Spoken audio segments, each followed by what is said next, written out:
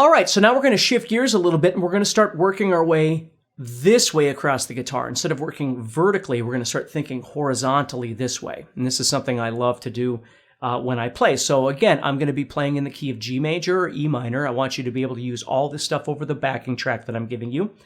Okay, and just practice these things. So now what we're going to be doing is, again, I have to know my guitar to a certain degree. And if you don't, you can certainly learn the things I'm showing you. But the more you learn about your fretboard, you can play these on different strings and, play them in different positions and different things like that. So what I'm doing is I'm starting off down here. I'm playing 3, 5, and 7. So it's that same group of 6. It just looks a little bit different because I'm in a different spot. But I'm still in G major. So learning how to play that group of 6 is absolutely crucial to all of these ideas, these first ideas that we're doing right now. Okay? So then what I'm going to do is I'm going to move up to the... I played 3, 5, 7. Now I'm going to move up to the 8th fret, and I'm going to play it backwards going 8, 7, 5. So I had 3, 5, 7, and then 8, 7, 5. Now that idea I used to practice a lot when I was younger, and I always called it a square or a box. I would just go up.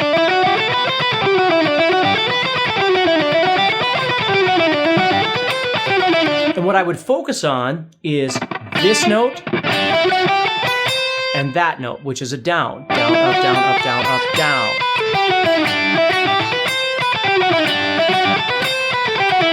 You see, so over and over and over.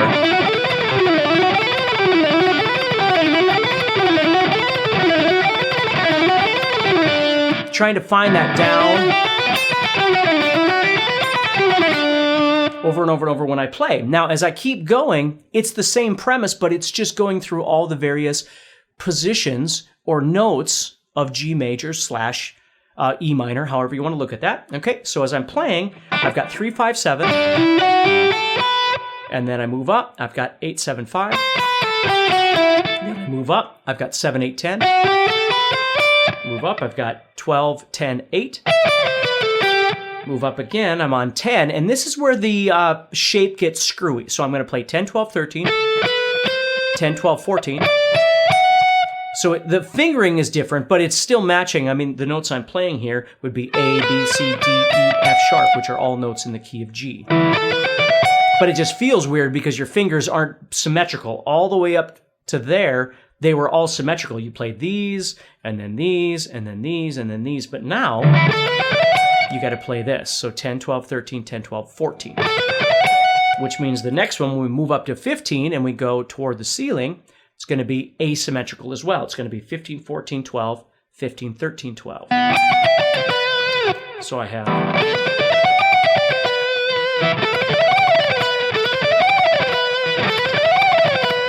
Okay, then what I'm going to do is move up again, and it's going to be asymmetrical again. It's going to be 13, 15, 17, 14, 15, 17. Okay, so I have... Now when I move up again, it's going to be 19, 17, 15, which is going to be the 3 that I initially started with. And then what I did was I got to end this somehow, so I went back up. I'm on 17 now, playing 17, 19, 20. And I just bent that up in sort of an Yngwie Malmsteen-ish fashion and then went back to the 19 here. See, like that. So if I play it nice and slow, it looks like this.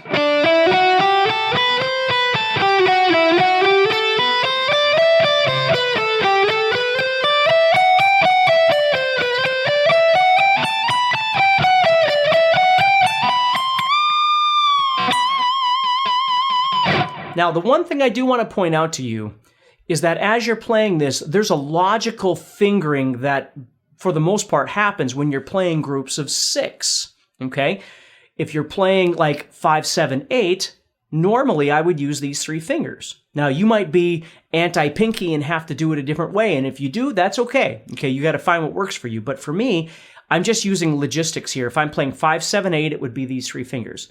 If I was playing 5, 6, 8, it would be these 3 fingers. If I was playing 5, 7, 9, it would still be these 3 fingers, okay? Because for me, I have a bigger stretch between my first and middle finger for the 5-7 and then the 7-9 here, as opposed to trying to do this and do 5-7-9. That's tough for me. Now I can do it, but it's harder for me to do that. It's easier for me to use my middle finger. So when we play what's called spread fingerings, okay, 3-5-7, 5-7-9, 7-9-11, that sort of thing. Okay, you're going to have to decide whether you want to use 1-2-4 or 1-3-4. And again, I suppose you could use 1-2-3 if you can stretch that far. That would be really tough for me. So I try and get people to understand that your pinky is actually incredibly important to your guitar playing future, right? But if you're one of those players that just absolutely denies using your pinky, then you're going to have to find a way that works.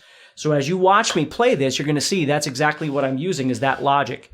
Here I'm using these 3 fingers. Here I'm using these 3 fingers. On the next one I'm using these 3 fingers, right? Which makes sense. Next one would be a spread fingering, so I'm on 1-2-4. The next one is where I run into a problem. So I have to use 1-2-3 because on the next string I got to use 1-2-4. You see? So I have to share the logic there. When I move up to the next one, again, I got to share that logic. So when I'm going backwards, I got 15-14-12 and 15-13-12. So I'm using, if I can get that guy out of the way for you, those 3 fingers. So I'm going from here to here. Next one, again, I got to use an illogic because it's an irregular shape. So I'm going my normal spread fingering to a 1-2-4. But I got to move that first finger up to be able to accommodate that. And then once I get here, I'm back on track. But this is where I want to show you my limitation. As I get into those thinner frets, those tinier frets, I tend to shift to a 1-2-3 where I logically should be playing a 1-3-4 because it just gets too tiny for me. So for me, when I get up to the 17, 19, 20,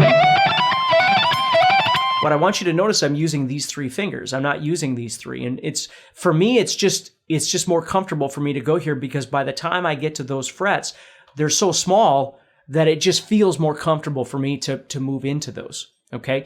Now, I'm not saying that that's what you want to do. You might have made that shift prior to getting to the 17th fret. You might not make that shift at all. You might stay consistent all the way through. And all of those are okay.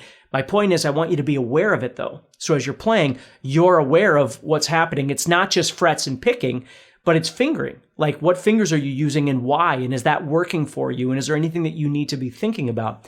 Because the more you expose any points that could be issue for you, the better you're going to get at this whole thing, right? It doesn't alleviate the practice and the metronome and the over and over and over repetitiveness of this. Of course, you got to do that stuff, right? But it certainly, from an intuitive standpoint, it starts teaching you more about you and the way that you play and the pluses that you've got and then the minuses that you've got. You know, what things are hindering your playing and what can you do about it? Or is there anything you can do about it, right? Because the more we understand about ourselves, the more we can start dealing with what kind of player we're going to become, whether we like it or not. Do we want to go this direction? And if so, what do we need to get better at? Or do we realize who we are and start taking this direction, whatever this is, because that's more realistic to who we are as a player? These are the choices we make all the time.